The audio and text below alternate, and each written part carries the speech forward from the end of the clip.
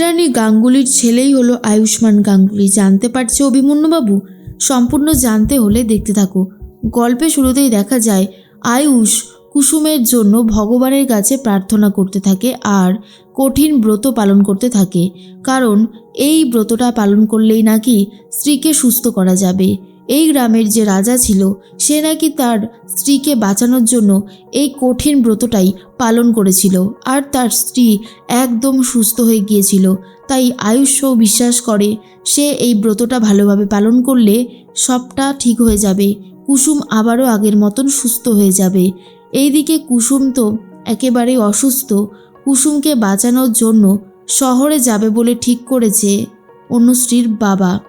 আসলেই অনুশ্রীর বাবা কিছুতেই শহরে যেতে চায় না। শহর তার একদমই অপছন্দের জায়গা।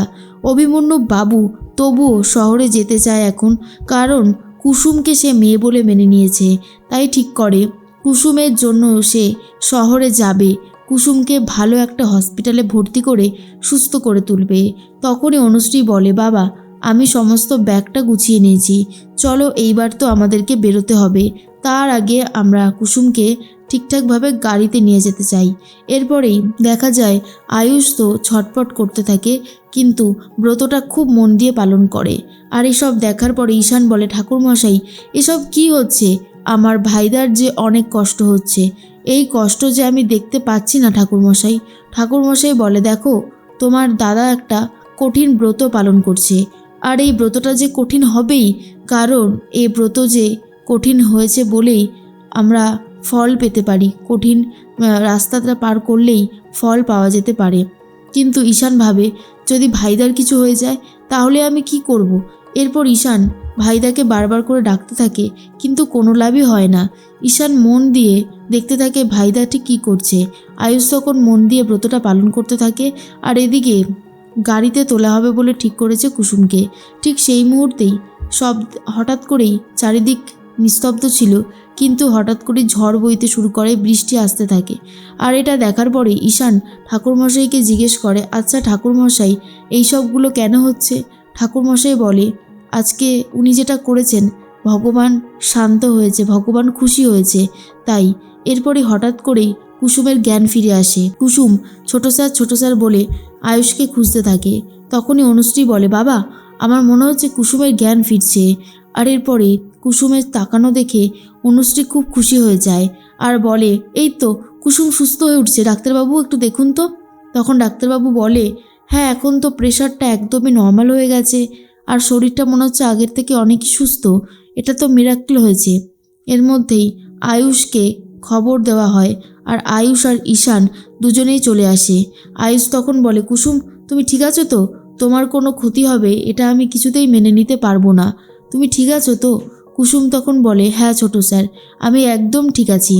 এরপরেই ঈশান এসে বলে, আমার ভাইদা একটা কঠিন ব্রত পালন করছিল ওই বুড়ো শিবতলায়। ঠাকুরমশাই বলছিল এই ব্রতটা পালন করে বলে তার জন্যই নাকি আমাদের বৌদি একদম সুস্থ হয়ে গেছে।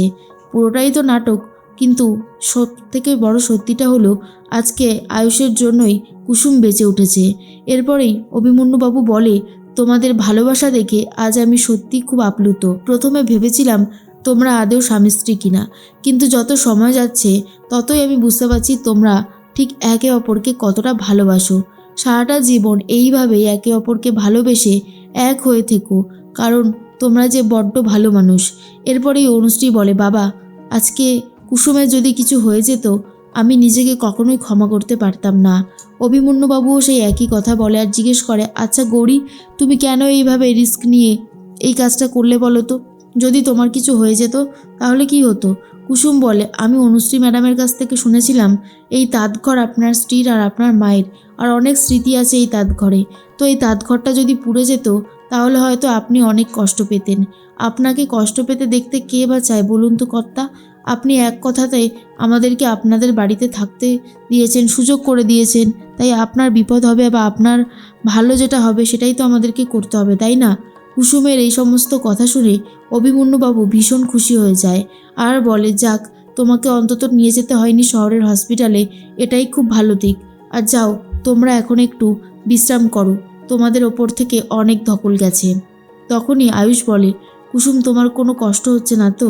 ঠিক করে বলো, না হলে কিন্তু আমি এক্ষুনি তোমাকে নিয়ে শহরে চলে যাব। এরপরে কুসুম বলে, কি যে বলেন না ছোট স্যার, কষ্ট হবে কেন, আমি একদম ঠিক আছি। হ্যাঁ, আমার একটু কষ্ট হচ্ছিল ঠিকই, কিন্তু এখন আর সেই কষ্টটা হচ্ছে না, কারণ এখন আপনি আমার পাশে আছেন। কি দরকার ছিল বলুন তো এত কষ্ট করে ব্রতগুলো পালন করার?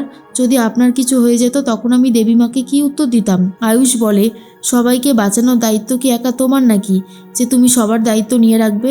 শোনো, তোমাকে একটা কথা বলি, যে তোমার বিপদের দিনে আমরা যদি পাশে না দাঁড়াই তাহলে আর কে দাঁড়াবে?